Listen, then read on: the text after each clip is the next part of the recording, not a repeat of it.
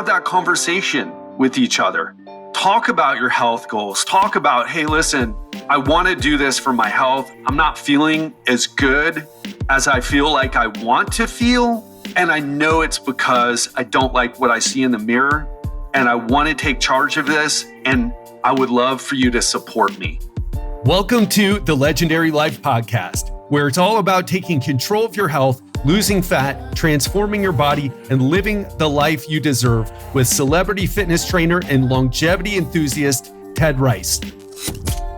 What's one of the most common things that happen when you get married? You gain weight, right? And for a lot of people, myself included, I would think, well, that couple, they were in good shape before they got married, but then they gained weight. So maybe their relationship isn't so good. Maybe they were stressed out or they were turning to food to numb their emotions. Does that sound familiar? Well, in today's episode, I'm going to talk about the surprising link between marital satisfaction and weight gain, because this study actually turned everything that I thought I knew about relationships, healthy relationships, unhealthy relationships, and weight gain on its head. So what's up, my friend? Welcome to the Legendary Life Podcast. I'm your host, Ted Rice, health expert and coach to executives, entrepreneurs, and other high-achieving professionals. And we put on this show for two reasons. I've been in this business for 24 years, before social media, before keto, before paleo even, and I've seen it all. And I went down a lot of roads that turned out to be dead ends, and I made a lot of mistakes. And I want to save you from that. I want to at least show you a better road and provide the best, most actionable health optimization and longevity information on the internet for you. And the other reason why we do that is if you are an executive entrepreneur or high achieving professional and you want the fast track to success with your health, you'll know who to reach out to. So let's dive into this. Again, I'm bringing something that really intrigued me when I read it. A study that might make you rethink the saying that, or the thought that people who gain weight when they get married are unhappy. Because it turns out, according to research, that marital satisfaction, in other words, being happily married, might just be a predictor of weight gain in early marriage. So let's dive in. And this comes from a study that was published in 2013 in the journal Health Psychology. And the name of it is Marital Satisfaction Predicts Weight Gain in Early Marriage. So what did the study do? So researchers from Southern Methodist University conducted a study. And what they did was they followed 169 newlywed couples over 4 years, and they tracked their weight, their marital satisfaction, and other factors like stress and the likelihood of getting a divorce. And contrary to what you might expect, the study revealed that the happier the couples were, the more weight gain, or the more weight they gained. Yep, you heard that right. Couples who reported being more satisfied in their marriage were more likely to gain weight. On the flip side, those less satisfied or considering divorce were less likely to see the numbers on the scale go up. And you may ask yourself, that is interesting. I mean, I thought that was so interesting when I read this. Even though it's a study from 10 years ago, it is still valid. It's one of the best studies that we have on this. And the researchers actually proposed a couple of models to explain the phenomenon. And one of them stood out in particular, and it's called the mating market model. So in this model, weight, keeping yourself trim and lean is driven by the desire to attract a mate. So in other words, people who felt satisfied in their relationships, they're like, hey, I don't need to worry about getting back on the market and going on those awkward first dates and charming the person across the way from me, and I'm good. So let's just relax. Let's let things happen. Let's go out. Let's enjoy ourselves. Let's go out to dinner. Let's travel. Let's go on vacations. Let's have kids. And they gain weight. But the people who thought that, I'm not that satisfied. This isn't what I expected. And you know what? I don't know if I'm going to be staying in this relationship. They felt the need to stay in better shape because they might get back on the market. They might be going on first dates. So they were ready. They had like one foot out the door and they kept themselves in good shape because once you're single again, you want to get back out there and you want to be looking and feeling your best, or at least looking your best. Interesting, right? So when I read this, it really challenged the notion that happy relationships mean that you're going to develop healthy habits together. And I'll talk about a couple of takeaways from this in a second. But it seems that in satisfying relationships, we kind of ease up on maintaining our physique because we're not motivated by the need to attract someone else. And I think it's such a fascinating twist that shows how our personal lives and relationships can have unexpected impacts on our health and fitness goals.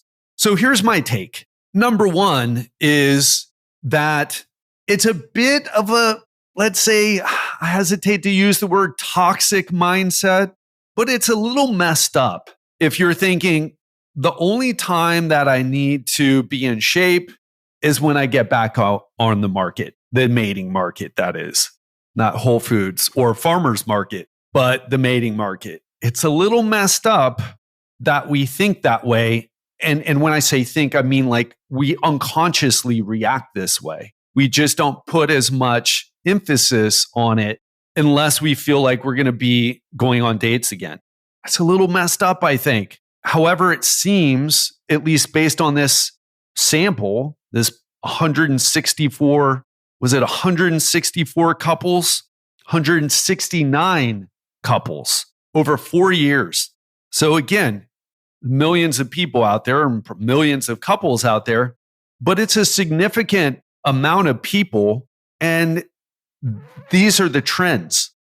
The other thing is, so that's the first thing. It's like, take care of yourself and don't just focus on your appearance. In fact, if you're not able to maintain what you're doing in a relationship, there's probably some elements that are unsustainable, or it gets a little complicated when you're in a relationship.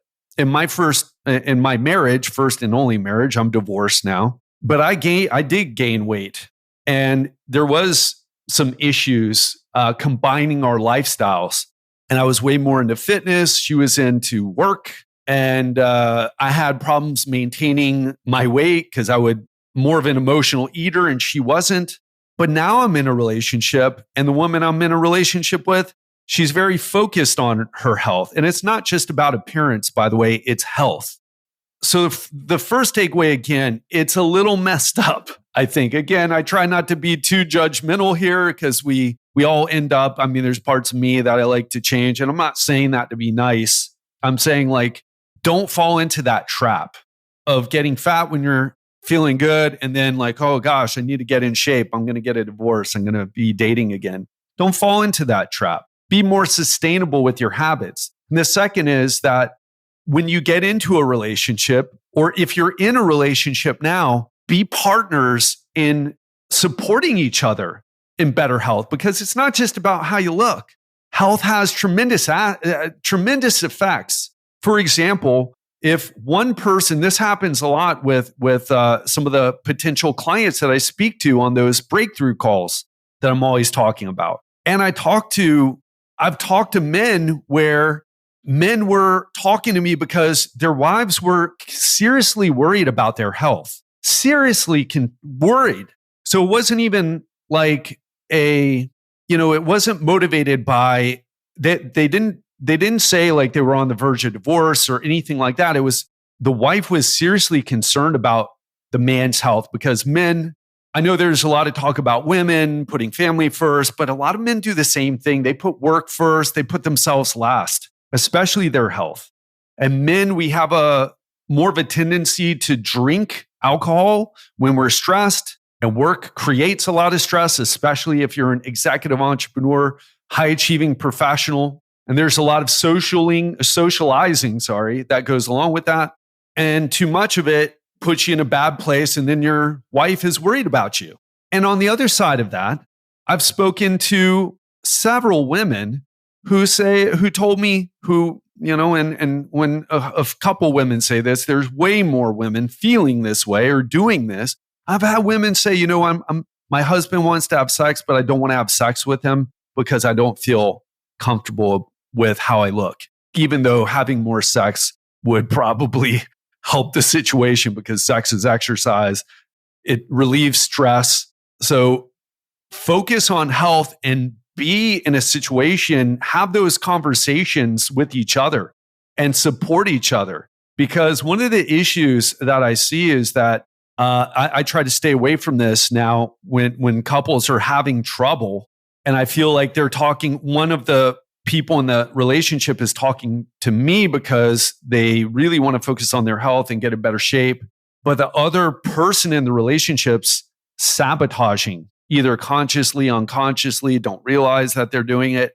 And I try to stay away from those people. That's why I say, if you're crushing it in your business or your career, if you have a happy family life, but you look in the mirror and say, you know what, I can do better. And you want as much success with your health as you do with your career and your relationships in your life, that's who I want to talk to. And there's a reason I say that, right? So even before you talk to me, though, have that conversation with each other. Talk about your health goals. Talk about, hey, listen, I want to do this for my health. I'm not feeling as good as I feel like I want to feel. And I know it's because I don't like what I see in the mirror. And I want to take charge of this. And I would love for you to support me. Make sure you don't point the finger and say, hey, you're making me fat with all your cooking and you put too much oil in it. I listened to this podcast and it seems like even olive oil will make you fat if you're putting too many tablespoons in it. So you're making me fat. You need to stop. Or you're bringing home too much junk food. Don't do that. Ask for help.